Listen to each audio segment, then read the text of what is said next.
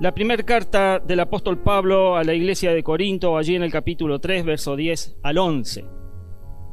Dice así: según la gracia que Dios me ha dado, yo como maestro constructor eché los cimientos y otro construye sobre ellos.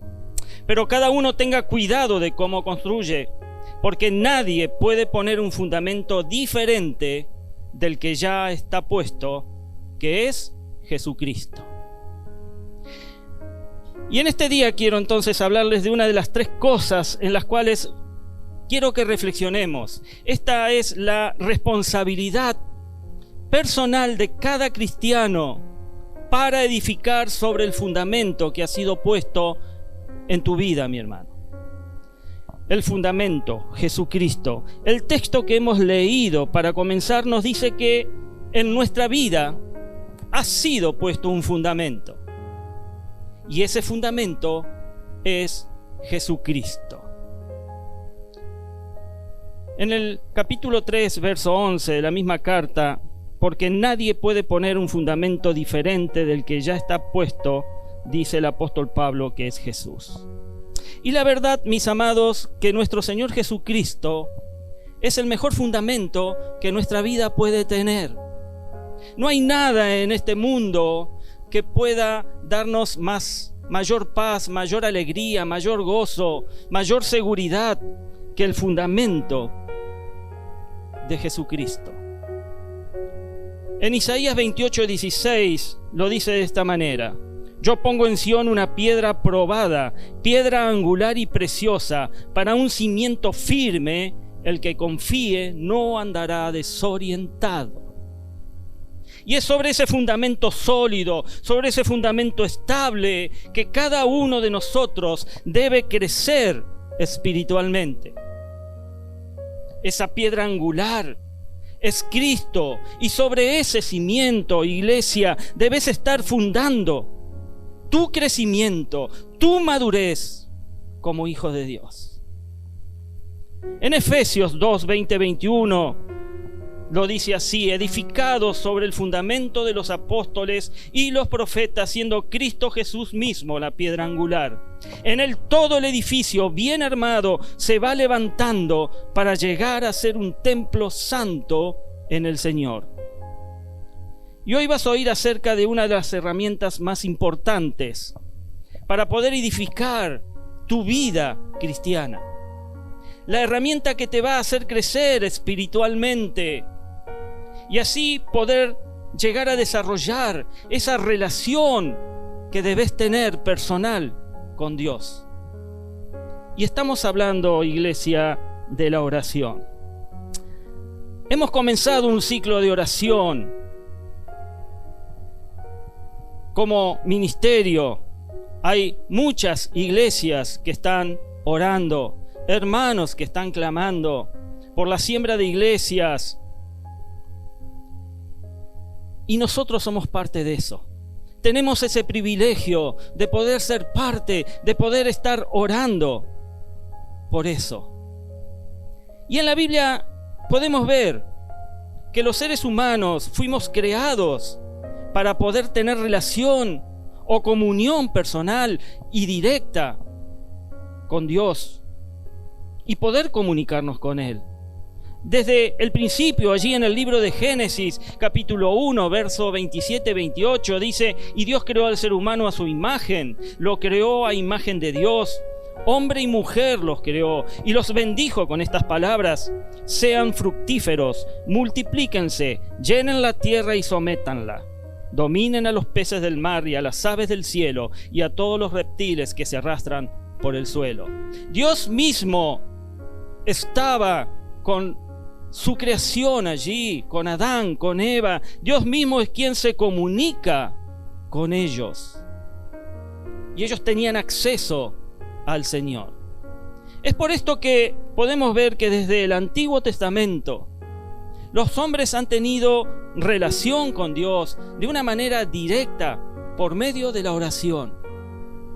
Vemos algunos ejemplos de hombres de Dios que en diferentes situaciones recurren a Dios en oración. Allí en el segundo libro de Reyes, capítulo 19, verso 14, El rey Ezequías tomó la carta de mano de los mensajeros y la leyó. Luego subió al templo del Señor, la desplegó delante del Señor y en su presencia oró así: Señor Dios de Israel, entronizado sobre los querubines, solo tú eres el Dios de todos los reinos de la tierra. Tú has hecho los cielos y la tierra. Presta atención, Señor, y escucha. Abre tus ojos, Señor, y mira. Escucha las palabras que Sennacherib ha mandado a decir para insultar al Dios viviente. Esta es la oración del rey Ezequías, cuando este tal Sennacherib amenaza con exterminar a todo el pueblo de Israel. ¿Qué hace este rey? Se presenta delante del Señor en oración. Y en el capítulo 20, 1-3, leemos que el rey Ezequías se le presenta otra situación distinta. Dice que por aquellos días Ezequías se enfermó gravemente y estuvo a punto de morir. El profeta dice al Señor: pon tu casa en orden porque vas a morir, no te vas a recuperar. Ezequías volvió el rostro hacia la pared y le rogó al Señor: recuerda, Señor, que yo me he conducido delante de ti con lealtad y con un corazón íntegro, y que he hecho lo que te agrada. Y Ezequías lloró amargamente. Te pregunto, ¿cuál sería tu reacción ante tan terrible noticia? Que alguien te diga: vas a morir, no te vas a recuperar. Tus días están contados, tus horas están contadas. Quizás te amargarías y llorarías como lo hizo Ezequías, orando y rogando a Dios que le diera un tiempo más. O quizás te derrumbarías, te enojarías contra Dios y abandonarías todo sin hacer ni decir nada. Otro ejemplo de otro gran siervo y profeta de Dios es el profeta Daniel. Dice el capítulo 6, verso 10, que cuando Daniel se enteró de la publicación del decreto, se fue a su casa y subió a su dormitorio, cuyas ventanas se abrían en dirección a Jerusalén, y allí se arrodilló y se puso a orar y a alabar a Dios, pues tenía por costumbre orar 3 veces al día. Daniel no se desesperó por el riesgo de muerte ante el decreto real. Él se entregó a la oración como acostumbraba a hacerlo. Y si vos lees el libro de Daniel, te vas a dar cuenta y vas a entender de que Daniel fue librado, ¿sí?, de la muerte, porque él fue obediente en oración al Señor. Y en el Nuevo Testamento, el mayor ejemplo de la importancia de tener una vida de oración es nuestro Señor Jesucristo. Allí en el Evangelio de Lucas, capítulo 6, verso 12-13, dice: por aquel tiempo se fue Jesús a la montaña a orar, y pasó toda la noche en oración a Dios. Y al llegar la mañana llamó a sus discípulos y escogió a 12 de ellos, a los que nombró apóstoles. Y en el capítulo 22, verso 44, dice: pero como estaba angustiado, se puso a orar con más fervor, y su sudor era como gotas de sangre que caían a tierra. Cuando terminó de orar y volvió a los discípulos, los encontró dormidos, agotados por la tristeza. Esto era ya el último momento antes de ser entregado. Y nuestro Señor Jesucristo es nuestro mejor maestro. Y de Él podemos aprender las mejores lecciones para desarrollar nuestra vida de oración y edificar nuestra relación con Dios. En este pasaje nos debe también llamar la atención la frase: los encontró dormidos, agotados por la tristeza. Agotados por la tristeza, sus discípulos estaban deprimidos, y esa depresión hace que muchas veces nos echemos a dormir. La depresión coloca un manto sobre nosotros que no nos permite acercarnos a Dios en oración. Pero el ejemplo de Jesús comienza a motivar a sus discípulos. Allí en el Evangelio de Lucas también, capítulo 11, verso 1, encontramos de nuevo a Jesús orando. Y un día estaba Jesús orando en cierto lugar. Cuando terminó, le dijo uno de sus discípulos: Señor, enséñanos a orar, así como Juan enseñó a sus discípulos. ¿Qué petición, mi amada iglesia, más preciosa, la que uno de sus discípulos le hace a su maestro, a Jesús? Señor, enséñanos a orar. Y cada uno de nosotros tendríamos que tener ese mismo anhelo, ese mismo deseo en nuestro corazón, aprender a orar a la manera de Jesús. Es lamentable que muchos cristianos hoy en día queremos aprender a orar como lo hacen los grandes hombres de Dios, que los vemos en las redes sociales, los cuales cuando oran declaran, ordenan y decretan. Y sabes, mi hermano, sabes, mi hermana, no somos nadie para declarar, ordenar o decretar.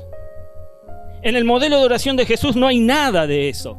Jesús dice que en oración debemos pedir, arrepentirnos, interceder, perdonar, humillarnos delante de nuestro Dios y esperar en la voluntad de Dios. Pero nosotros para orar no necesitamos ser grandes hombres de Dios ni grandes mujeres de Dios, sino que necesitamos humillarnos, reconocer que somos simplemente hombres, mujeres, pero con un gran Dios, un formidable Dios, un Dios de poder, un Dios de amor, de misericordia para con sus hijos.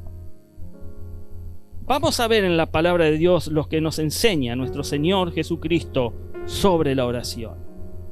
Y lo primero es que la oración es una necesidad espiritual por la cual debe ser constante y firme.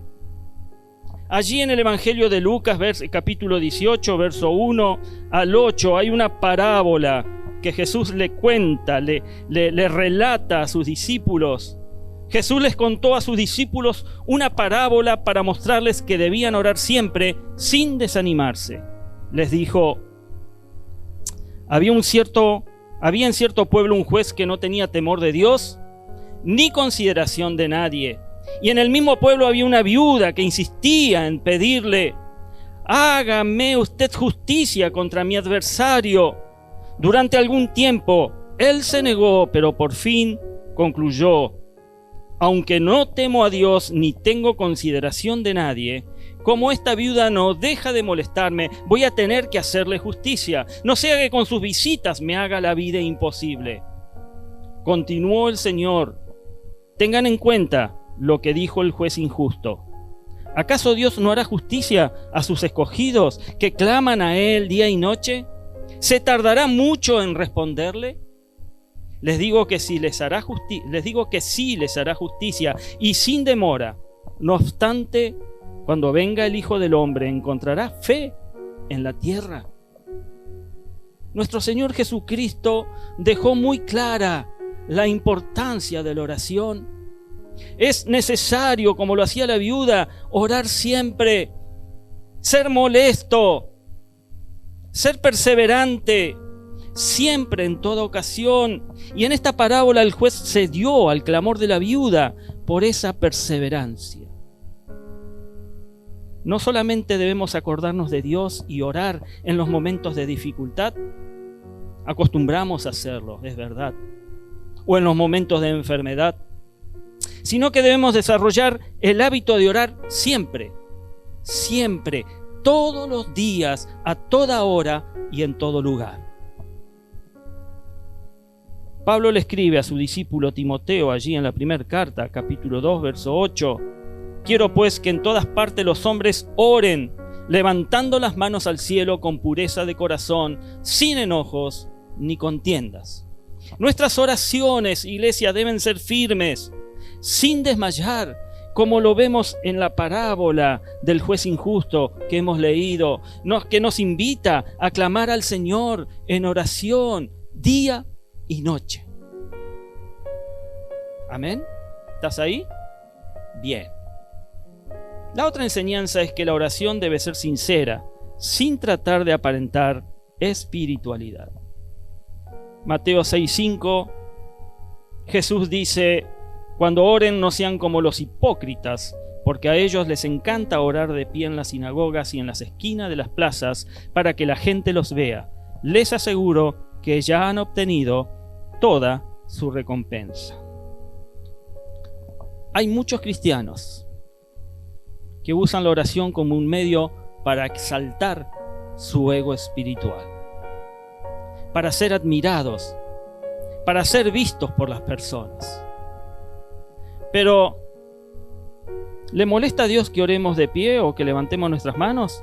¿O que lloremos o que nos pongamos de rodillas para orar? La respuesta es definitivamente no. Lo que le molesta a Dios es que oremos para ser vistos por los hombres y no para tener comunión con Él. Nuestro Señor Jesús lo dejó bien claro: la oración que no es sincera no tiene respuesta de Dios, porque no fue hecha para Dios, sino para los hombres. Y por eso a las personas que oran así se les llama hipócritas, porque quieren aparentar en el exterior lo que no tienen en su corazón. Otra enseñanza que nos deja esto es que el Señor nos enseñó o nos enseña la importancia de la oración personal, privada e intimidad con Dios. Mateo 6:6 dice: pero tú cuando te pongas a orar, entra en tu cuarto y cierra la puerta y ora a tu Padre que está en lo secreto. Así tu Padre que ve lo que hace en secreto te recompensará. Nosotros los cristianos no debemos orar solamente en la iglesia, como muchos lo hacen. Podemos ver que nuestro Señor Jesús no dijo: tú cuando ores vete a la iglesia, anda a la iglesia. Él dijo: tú cuando ores entra en tu aposento. ¿Y tu aposento en dónde está, mi amado? En tu casa, en tu hogar. Es importante que cada cristiano tenga un lugar y una hora destinada para orar en su casa. Antes de salir a trabajar o antes de ir a dormir, no importa la hora, pero sí es importante tener ese momento de comunión a solas con Dios, para tener privacidad, para tratar esos temas personales e íntimos de cada persona a solas con Él. Otra enseñanza. El Señor Jesús nos enseñó que nuestras oraciones, para que sean efectivas, tienen que ser conforme a la voluntad del Padre Celestial. En Mateo 6, 9, 10, Jesús les dice a sus discípulos: ustedes deben orar así: Padre nuestro que estás en el cielo, santificado sea tu nombre, venga tu reino y hágase tu voluntad en la tierra como en el cielo. La frase venga tu reino nos deja bien claro que el Rey es Él. El Rey es nuestro Señor, no nosotros. Él no es nuestro siervo. Él no nos obedece a nosotros, sino que nosotros debemos obedecerlo a Él. Es lamentable que hoy en día en nuestras oraciones parezca que se nos ha olvidado quién es el Rey, quién es Dios. Pues muchas veces nuestras oraciones nos ponen a nosotros como Rey, dándole órdenes a nuestro siervo. Y eso nos enseña que la oración no es un medio para obligar a Dios a hacer nuestra voluntad. A veces pensamos que con nuestra oración le podemos torcer el brazo a Dios y Dios va a hacer lo que nosotros le pedimos. Pues la palabra de Dios nos declara que las oraciones que son escuchadas son aquellas que van en conformidad a la voluntad del Padre Celestial. En 1 Juan 5 nos dice: esta es la confianza que tenemos al acercarnos a Dios, que si pedimos conforme a su voluntad, Él nos oye. Y si sabemos que Dios oye todas nuestras oraciones, podemos estar seguros de que ya tenemos lo que hemos pedido. Y ahí entra nuestra fe a trabajar. Ahí entra nuestra fe de saber que aunque quizás aún no lo tengamos, Dios ya está obrando y lo que estamos pidiendo, Él ya lo está concediendo. Mi amado, mi amada, no declares, no ordenes, ni decretes nada. Solo pide, clama, basado en la buena voluntad de nuestro Señor. Él es el que maneja todas las cosas sobre la vida de sus hijos. Y la última enseñanza de hoy es que la palabra de Dios nos enseña que nuestras oraciones, para que sean efectivas, tienen que ser hechas con fe. Santiago 1, versículo 6 dice: el que pida con fe sin dudar, porque quien duda es como las olas del mar, agitadas y llevadas de un lado a otro por el viento. Quien es así, no piense que va a recibir cosa alguna del Señor. El que pida con fe, sin dudar. Muchas veces nuestras oraciones van llenas de muchas cosas. Están llenas de necesidad, están llenas de dolor, a veces tienen angustia, lágrimas.